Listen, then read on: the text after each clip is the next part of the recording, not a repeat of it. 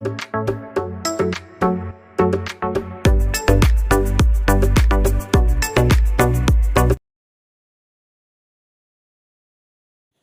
Morning, ഏവർക്കും study Nifty മലയാളത്തിൻ്റെ daily market ന്യൂസിലേക്ക് സ്വാഗതം. ഇന്ന് മെയ് 21 വ്യാഴാഴ്ചയാണ്. നിഫ്റ്റിയിൽ ഒരു വലിയ തിരിച്ചുവരവാണ് ഇന്നലെ നമ്മൾ കണ്ടത്. ഡേ ലോയിൽ നിന്നും ഏകദേശം 1% നേട്ടമാണ് നിഫ്റ്റി ഉണ്ടാക്കിയത്. ഇന്ത്യൻ വിപണിയിൽ ഒരു റിക്കവറി കണ്ടെങ്കിലും റുപ്പി പുതിയ റെക്കോർഡ് ലോ ടച്ച് ചെയ്യുന്നത് വലിയ ആശങ്ക തന്നെയാണ്. നമ്മൾ എല്ലാ ദിവസവും ഈ പുതിയ റെക്കോർഡ് ലോ റുപ്പി ടച്ച് ചെയ്യുന്നു എന്നുള്ള വാർത്ത പറയുമ്പോഴും അത് വിപണിയിലും വലിയ രീതിയിലുള്ള ആഘാതം ഉണ്ടാക്കാൻ സാധ്യതയുള്ളത് തന്നെയാണ്. റുപ്പി പുതിയ റെക്കോർഡ് ലോസ് ടച്ച് ചെയ്യുമ്പോൾ അത് ഇന്ത്യൻ വിപണിയിൽ എങ്ങനെയാണ് അതിൻ്റെ ആ ഒരു ആഘാതം ഉണ്ടാവുക എന്ന് ലളിതമായി പറയുകയാണെങ്കിൽ, ക്രൂഡ് ഓയിലിൻ്റെ ചിലവ് ഉയരും. അതായത് ഇന്ത്യ ക്രൂഡ് ഓയിൽ കൂടുതലായി ഇറക്കുമതി ചെയ്യുന്ന രാജ്യമാണ് എന്ന് നമുക്കറിയാം. അപ്പോൾ രൂപ ദുർബലമാകുമ്പോൾ അതേപോലെ തന്നെ ഒരു ബാരലിന് നമ്മൾ കൊടുക്കുന്നത് ഇപ്പോൾ $110 ആണെങ്കിൽ ഈ പൈസയെല്ലാം നമ്മൾ കൊടുക്കുന്നത് ഡോളറിലാണ്. അപ്പോൾ ഡോളറിൻ്റെ വില ഉയരുന്നത് ക്രൂഡ് ഓയിലിൻ്റെ ചിലവ് വർദ്ധിപ്പിക്കുകയാണ് ചെയ്യുന്നത്.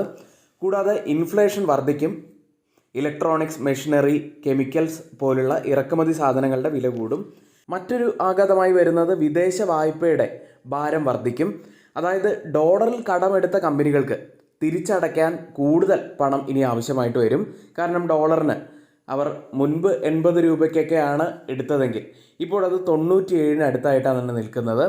ഇത് അവരുടെ ഇൻട്രസ്റ്റ് ബേർഡൻ കൂട്ടും. കൂടാതെ തിരിച്ചടവിൻ്റെയൊക്കെ വലിയ രീതിയിലുള്ള ആഘാതങ്ങൾ അവർക്കുണ്ടാക്കും. വിദേശ നിക്ഷേപകർ പിന്മാറാനുള്ള സാധ്യതയുണ്ട്. അത് ഇപ്പോൾ നടന്നുകൊണ്ടിരിക്കുന്നതാണ്. രൂപ ഇടിയുമ്പോൾ വിദേശ നിക്ഷേപകർക്ക് കറൻസി ലോസ് ഉണ്ടാകും. അതുകൊണ്ട് തന്നെ FIS കൂടുതലായിട്ട് ഒരു വിഡ്രോവലിലേക്ക് പോകാനുള്ള സാധ്യതയുണ്ട്. കൂടാതെ കറണ്ട് അക്കൗണ്ട് ഡെഫിസിറ്റ് വർദ്ധിക്കും. ഇതൊക്കെയാണ് പൊതുവെ വരാൻ സാധ്യതയുള്ള കുറച്ച് ഇമ്പാക്റ്റായിട്ട് നമുക്ക് തോന്നുന്നത്. പക്ഷേ മറ്റൊരു വശം കൂടിയുള്ളത്, രൂപ ഇങ്ങനെ ഇടിയുന്നത് കാരണം IT എക്സ്പോർട്ട് കമ്പനികൾക്ക് ഇത് ഗുണകരമായി മാറുന്നുമുണ്ട്.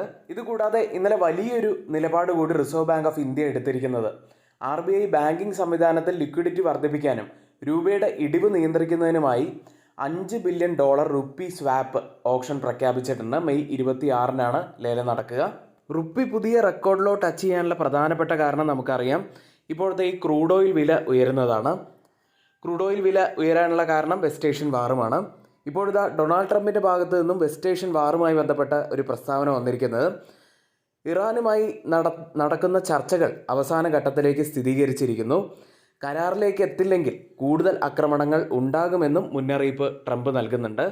ഇനി ഇതിനൊക്കെ എതിരെ ഇറാൻ്റെ ഭാഗത്തു നിന്ന് വരുന്ന പ്രസ്താവന എന്താണെന്ന് വെച്ചാൽ, അമേരിക്ക വീണ്ടും യുദ്ധം തുടങ്ങാൻ ശ്രമിക്കുകയാണെന്നാണ് അവർ ആരോപിക്കുന്നത്.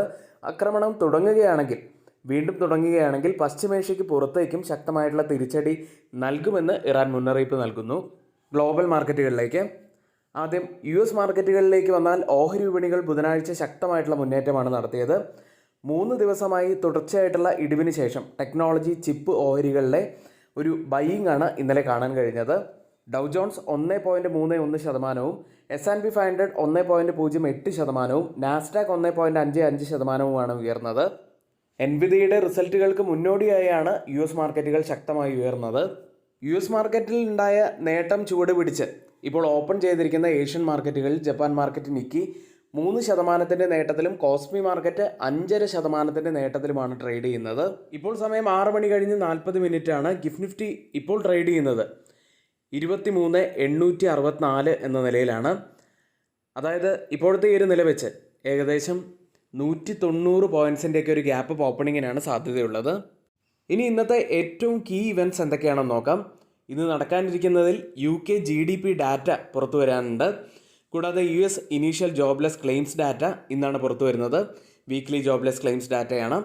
കൂടാതെ FOMC മീറ്റിംഗ് മിനിറ്റ്സ് പുറത്തു വരുന്നുണ്ട്. പ്രധാനപ്പെട്ട കമ്പനികളായിട്ടുള്ള LIC, ITC, ഗെയിൽ തുടങ്ങിയവയുടെയും റിസൾട്ടുകൾ പുറത്തു വരുന്ന ദിവസമാണ്.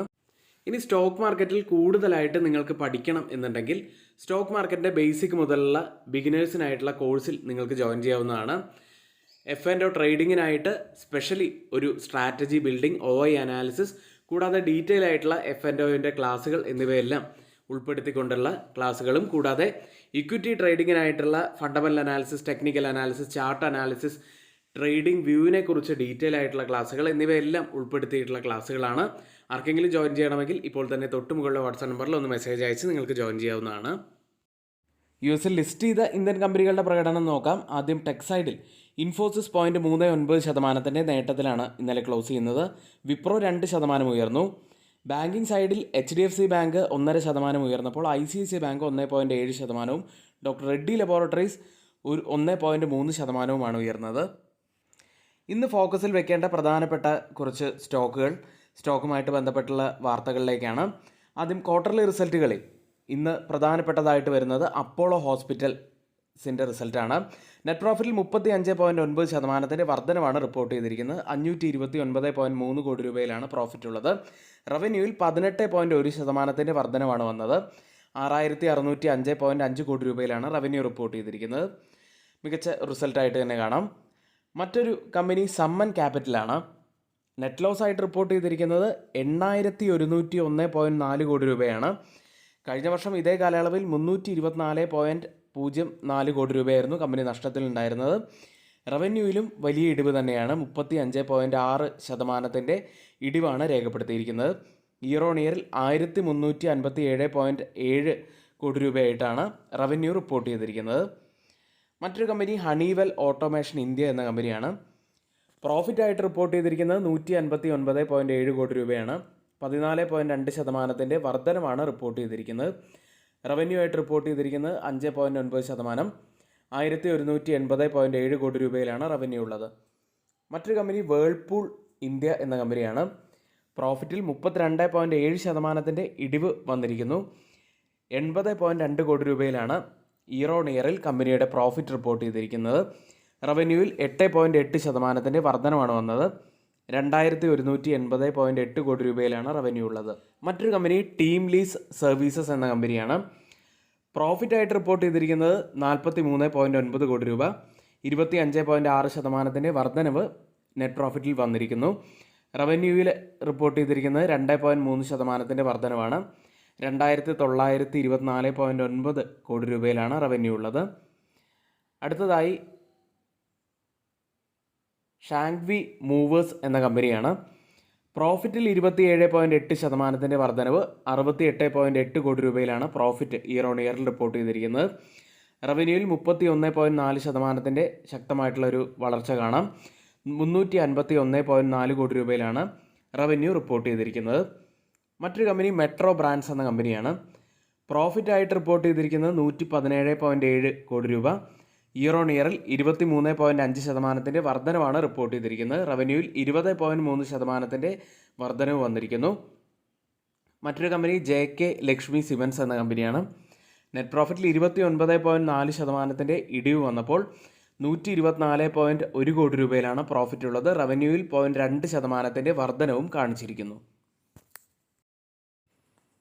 ഇന്ന് റിസൾട്ട് വരുന്ന പ്രധാനപ്പെട്ട കുറച്ച് കമ്പനികൾ ITC, LG Electronics India, Life Insurance Corporation of India, FSN e-commerce Ventures അതായത് Nykaa, Aurobindo Pharma, Honasa Consumer, doctor Agarwals Health Care, Ashoka Buildcon, Bikaji Foods International, Emami, Engineers India, ICRA, JSW Cement, Max Healthcare കെയർ ഇൻസ്റ്റിറ്റ്യൂട്ട്, Prestige Estates Projects, Rashtriya Chemicals, Sun TV Network, VA Tech Wabag, Welspun Corp, WeWork India Management തുടങ്ങിയവയാണ്.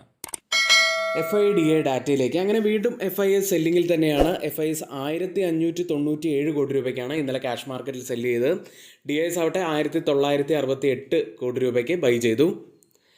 ഇന്നത്തെ ഏറ്റവും പ്രധാനപ്പെട്ട കുറച്ച് വാർത്തകൾ ഏറ്റവും ഓതറൈസ്ഡ് ആയിട്ടുള്ള സൈറ്റുകളായ Moneycontrol, Mint, Reuters, CNBC, Financial Express തുടങ്ങിയ മാധ്യമങ്ങളിൽ നിന്നാണ് നമ്മൾ എടുത്തിരിക്കുന്നത്. മറ്റുള്ളവയെല്ലാം നമ്മുടെ വ്യൂസ് മാത്രമാണ്, ഒരിക്കലും റെക്കമെൻഡേഷൻ അല്ല, നിങ്ങളുടെ എഡ്യൂക്കേഷണൽ പർപ്പസിന് വേണ്ടി മാത്രമാണ് ഷെയർ ചെയ്യുന്നത്. എങ്കിൽ ഇന്നത്തെ ഈ വീഡിയോ ഇവിടെ പൂർത്തിയാവുന്നു. രാവിലെ 7:30 മുന്നോടിയായിട്ടുള്ള നമ്മുടെ പ്രീ മാർക്കറ്റ് വീഡിയോയും എല്ലാ ദിവസവും വൈകുന്നേരങ്ങളിലുള്ള പോസ്റ്റ് മാർക്കറ്റ് വീഡിയോയും ആരും മിസ് ചെയ്യാതിരിക്കുക. എങ്കിൽ ഇന്നത്തെ ഈ വീഡിയോ ഇവിടെ പൂർത്തിയാവുന്നു. ഏവർക്കും നന്ദി.